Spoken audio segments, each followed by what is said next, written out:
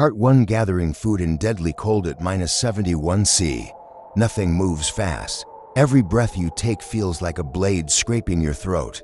The air doesn't just chill you, it strips away the heat from your bones, and you can feel the frost gnawing at your fingertips even through thick fur. Mittens. Out here, in the far reaches of Yakutia, the nomads don't have the luxury of supermarkets, cafes, or even a stocked pantry if you want to eat. You go out into the frozen world and fight for your food. This morning, the wind was still. That's a rare gift in the Arctic, without the constant screaming of the storm. The land seemed even emptier, just a white wasteland stretching to the horizon, broken only by the thin line of the frozen river and the dark smudge of the distant forest. It was on mornings like this that families moved out together, bundled so thickly in reindeer skins that they looked more like walking snowdrifts than people. The first task, meet the Menta brothers. Their uncle and the elder of the camp had already returned from a hunt 2 days ago, dragging the stiff, frost-covered body of a musk deer behind their sled. The carcass was stored in a natural ice cellar, a hole dug into the permafrost and covered with thick slabs of snow. Out here, there's no need for a freezer. Nature does the job better than any machine. The deer's legs were frozen solid. The fur stiff with frost. It would take hours by the fire to thaw even enough to cut. The women had their own work. Fishing through ice in this cold was not a hobby, it was survival. They gathered at a spot on the frozen river where the ice was thinner, chipping away with sharpened iron poles until the hole was big enough to reach through. Every minute at that hole was dangerous. You couldn't stand still for too long without risking frostbite.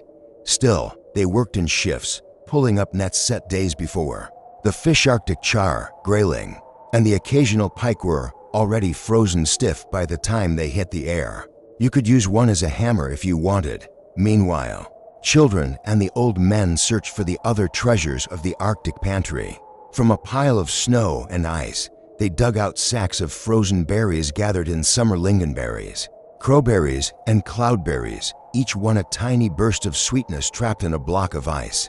Stored like this, the berries could last all winter, their tartness a reminder of the brief, impossible warmth of July. Then there was the fat. Out here, fat is more valuable than gold. Without it, you don't have the calories to survive. The families saved every scrap from past hunts, seal blubber from last summer's trip to the coast, thick layers of reindeer fat carved and frozen into slabs. These were stacked in wooden boxes lined with snow, safe from scavenging dogs. When you live in -71°C, fat isn't just food, it's life insurance. By midday, the gathering was done. A sled groaned under the weight, slabs of venison, frozen fish, berries in sacks, blocks of blubber wrapped in hide. The cold was so deep that nothing smelled. Even the dogs didn't sniff the cargo. The people moved back toward camp, the sled runners squealing against the hard-packed snow. In the distance, smoke curled up from the camp's fire pit, a promise of warmth. But everyone knew the hard part wasn't over. Gathering food was one thing. Cooking it out here, in a world where metal froze to skin and boiling water turned to snow in seconds, was another battle entirely. Tonight, they would cook a feast not because it was a holiday, but because in this cold, any day you're alive is worth celebrating. And as they pulled into camp, the sun, a weak, pale disk, slid toward the horizon, setting the snow on fire with a strange orange glow. It wouldn't last long. Darkness was coming, and with it, the kind of cold that could kill a man before he even had time to fall. Part 2. Building the fire and preparing the campine, the coldest place on earth.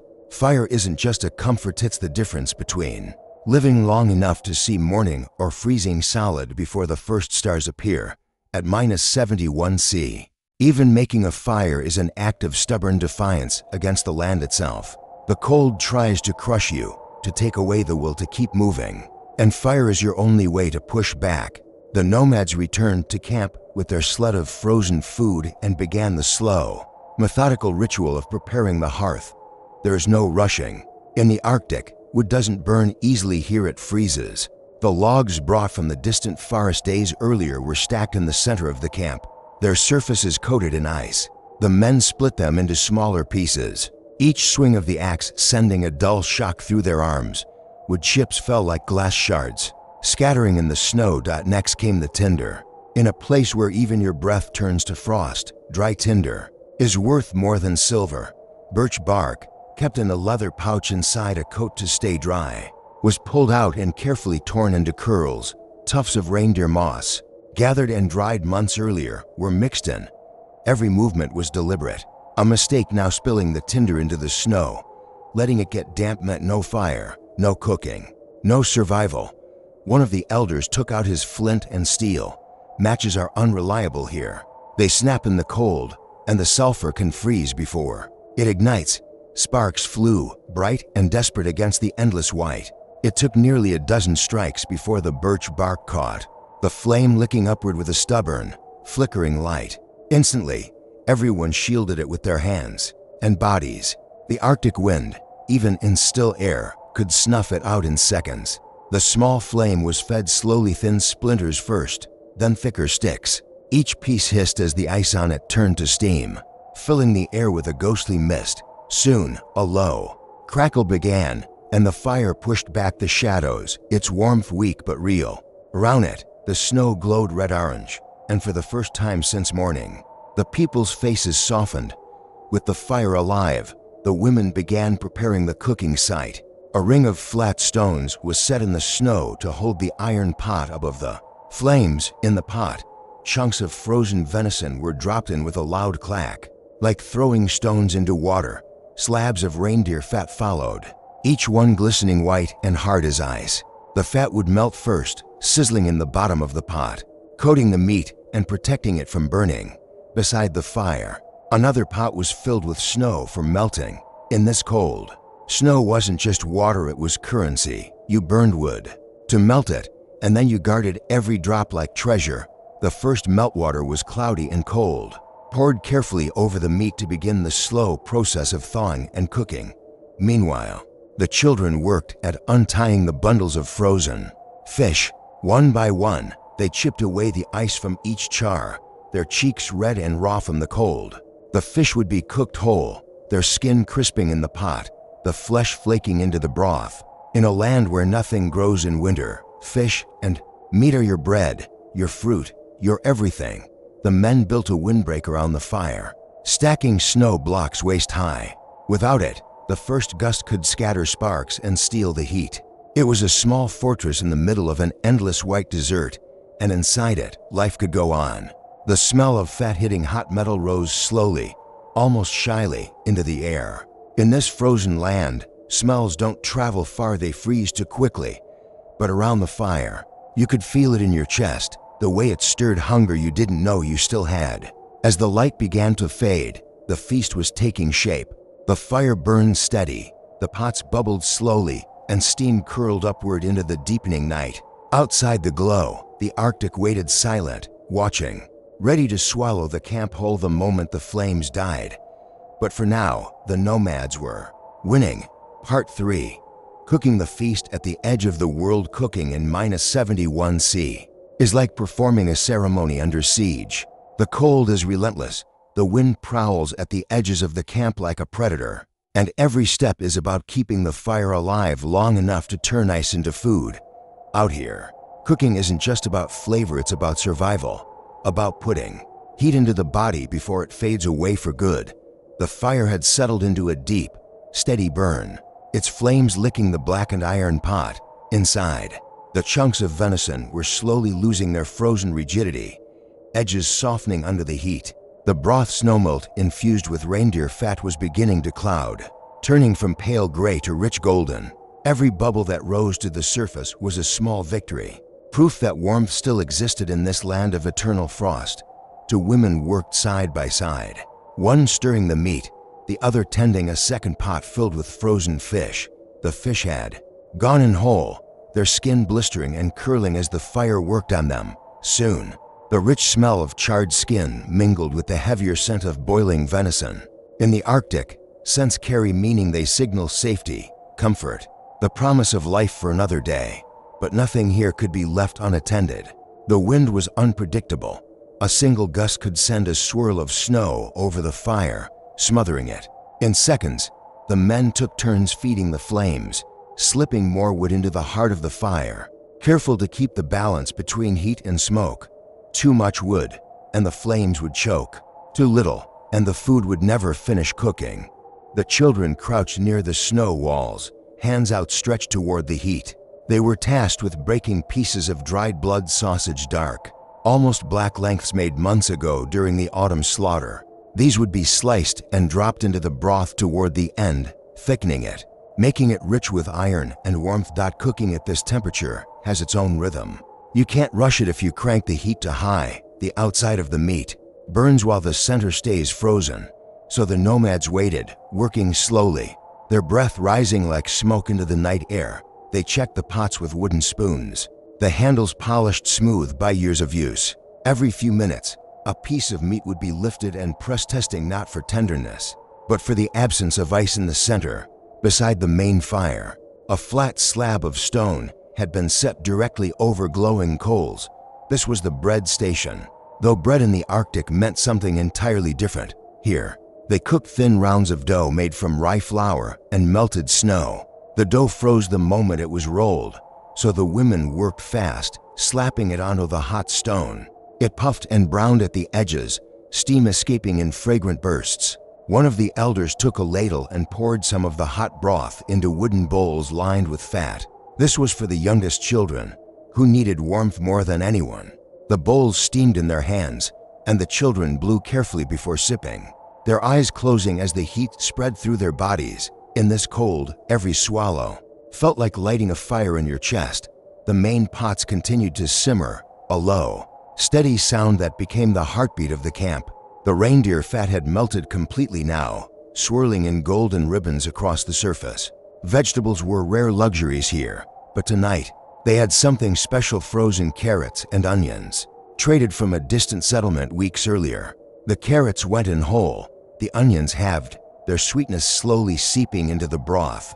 The night was fully upon them now. The sky above was a field of stars, so bright they seemed close enough to touch. The cold deepened, pressing harder against the snow walls, trying to creep inside the circle of light. The nomads drew closer to the fire, shoulders brushing, faces lit in flickers of gold and shadow. Cooking was almost done. The meat had gone tender, breaking apart at the touch of a spoon. The fish, their skins crisp and curling, were lifted out and placed on a wooden board. Knives flashed in the firelight as they were split open, the steam escaping in thick clouds. Soon, the feast would begin. But for now, they took a moment just to breathe, to listen to the sound of the fire, to smell the rich, life-giving aroma filling the frozen air. Out here, meals are not taken for granted. They are fought for, earned, wrestled from the ice and snow. And tonight, in the coldest inhabited place on Earth, they had won that fight. Part 4. The feast in the heart of the Arctic night. When the food was finally ready, the air around the camp had changed. The smell of boiled venison, roasted fish, and warm bread pushed back against the emptiness of the tundra, wrapping everyone in a blanket of scent and heat. The fire crackled, throwing sparks into the star-soaked sky, and for a brief moment, 7-1C felt just a little less cruel. The women began ladling the thick, steaming broth into deep wooden bowls. Each portion was heavy with tender chunks of meat, ribbons of fat glistening across the surface, and pieces of carrot glowing orange in the firelight. The blood sausage, now softened and rich, swirled through the liquid, making it hearty enough to fuel a body for hours against the cold. The first bowls went to the elders and the children, as tradition demanded. Elders because they carried the memory of the people, children because they carried its future. No one ate until they had their food in hand. The camp grew quiet as the first spoons were lifted. The only sounds the hiss of the fire and the muffled sighs of satisfaction. The bread came next, thin, crisp rounds still hot from the stone. Each one spread with a layer of rendered reindeer fat. The fat melted instantly, soaking into the bread and dripping down fingers, but no one minded. In the cold, fat was not an indulgence. It was survival. The roasted fish was placed in the center, split down the back so the steaming flesh could be pulled free in chunks. The skins were crackled and brittle, tasting of wood smoke and snow. The men ate with one hand while keeping the other gloved, never forgetting that the cold was still there, waiting to steal feeling from any exposed skin. They ate slowly, not because they wanted to savor every bite, though they did, but because eating to fast in the cold can shock the body. The warmth had to spread gradually, inch by inch, from the stomach outward. While they ate, they told stories. That's how it always went. Food and words. Warmth for the body and warmth for the spirit. The elders spoke of winters past, of nights when storms buried the tents completely, of hunts where frost claimed men before they could return. They spoke of how their ancestors survived on nothing but frozen marrow and melted snow, and how each generation learned a little more about bending the Arctic to human will never mastering it, only surviving it. The children listened with wide eyes, their cheeks red from heat and cold. Between mouthfuls, they whispered to one another about the first spring thaw, about fishing in the rivers when the ice finally broke. Even in the heart of winter, they dreamed of summer. When the bowls were nearly empty, someone took the last of the bread and used it to wipe the sides clean, making sure no drop of broth went to waste. The Arctic doesn't allow for waste. What isn't eaten tonight might mean hunger tomorrow. After the meal, the mood shifted. The sharp edge of hunger was gone, replaced by a deep, heavy warmth that made the cold feel distant. The men leaned back, hands cupped around mugs of hot tea brewed with wild herbs collected in summer. The women set aside the used bowls, covering the leftovers quickly so they wouldn't freeze into useless blocks before morning. The fire was allowed to burn lower, its orange glow softening into embers. Above them, the northern lights began to ripple, green and violet curtains twisting across the sky, as if the night itself was dancing. Conversations fell silent. Everyone simply watched, the feast still warm in their stomachs, their faces lit by both fire and sky. For a few rare hours, life in the coldest place on earth felt almost gentle. The wind had calmed. The snow beneath their boots no longer crunched with menace, but simply lay there, a soft white floor stretching to the horizon. Tomorrow would bring the same battle-frozen mornings, long hours tending herds, endless vigilance against the cold. But tonight, in this small circle of firelight, the nomads had everything they needed: food, warmth, and each other. And in the Arctic, that is the closest thing to luxury.